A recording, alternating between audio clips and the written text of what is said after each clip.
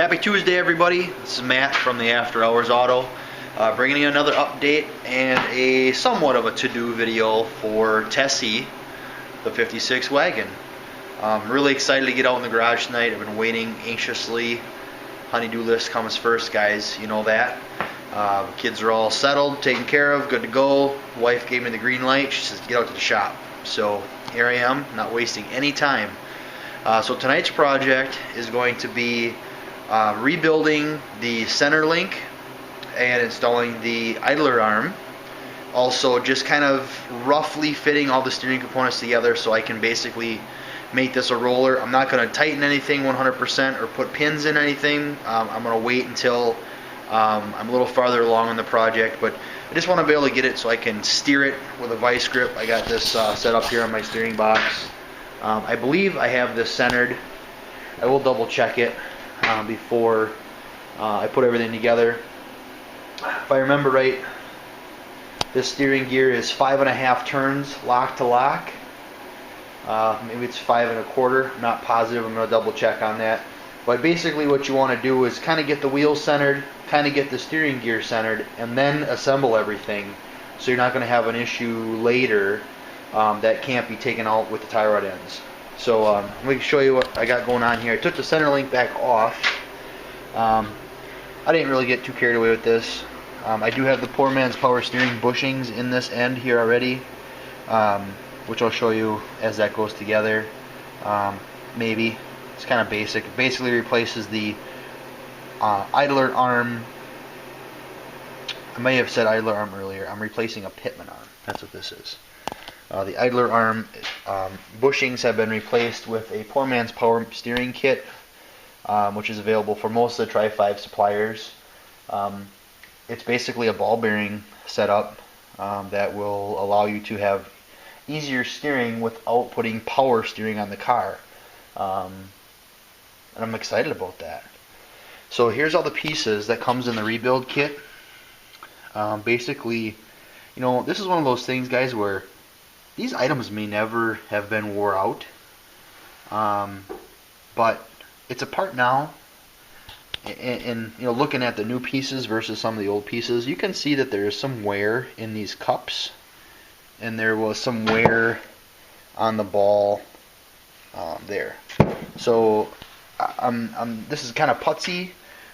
So basically, I'm not really going to show you guys how to do this, but this goes together in sequence like this from this end. Basically, everything slides in from this end. It'd be spring, perch, ball. Then you put in the pitman arm, boonk, and then basically the same thing on the opposite side. Socket, spring, perch, like that, and then the end cap, which screws in and then is sealed up with or secured with the cotter pin. So I'm just going to grease this stuff up with the Lucas Red and Tacky that I've been using on all the other components. It's got anti-seize in it. I'm a big fan of that. So I'm going to take care of this first, get that all sub-assembled, and show you what that's all about. And then one of the other projects on the list tonight is to do some touch-up painting on the engine. I don't like the way the sealer gushed out on my water pump, so I'm just going to hit that with some orange. Probably going to do my timing tab, because that either with some clear or with some orange, and then just touch up the block in different spots here. I'll cover what needs to be covered and such, just to kind of clean things up a little bit, because I'm getting ready to actually move this chassis to a different storage location so I can start working on Tessie's body.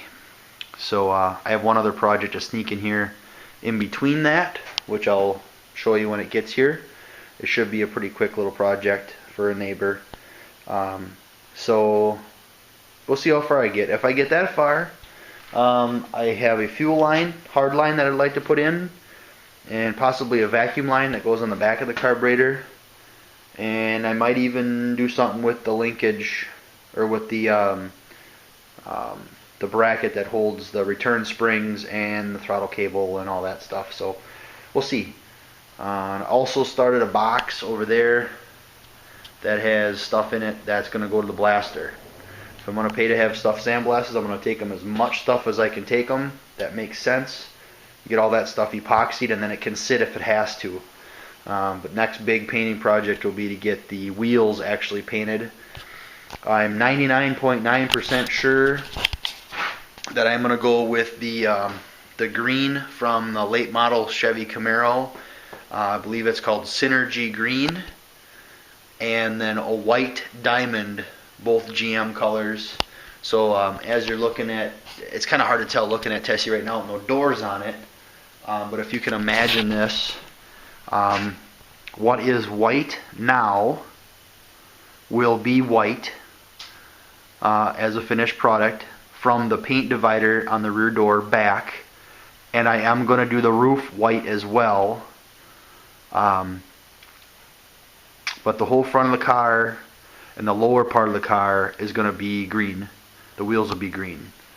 The dash will be green and white. Interior will be white and black. Maybe some green piping if I can afford it. Steering column will be green, etc. So I'm excited about that. I'm undecided, however, what I want to do under the hood. Firewall technically should be green because the front of the car sheet metal is going to be green. And the inner aprons and such should be green.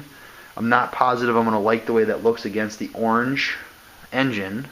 So I may, kind of following the hot rod vibe, I may actually just go ahead and keep the firewall white. Somewhere where I can cut an edge off where you won't see white through the jambs when the hood is closed. The inner aprons I want to do white on the inside, black on the outside. Just to have that, you know, a lot of guys do hot rod firewalls white. I'm not sure why that is, but I kind of like that look. And I'm not really trying to follow anybody else's rules or guidelines, but I'm just going to build this thing the way I like it. And if I don't like it, I'm going to change it. So I just think I'd like the look of it being white and clean underneath, and then if I do have some pinstriping done under the hood, I think it would really accentuate all that very nicely. So I'm going to shut up. I'm going to go ahead and get this center link rebuilt, get it back under Tessie where it belongs. I'll bring it back later and show you how everything works, and we'll move on to the next thing. So we're moving right along here on Tessie. Thanks for coming along, and I will be back later. So stay tuned. Thanks, guys.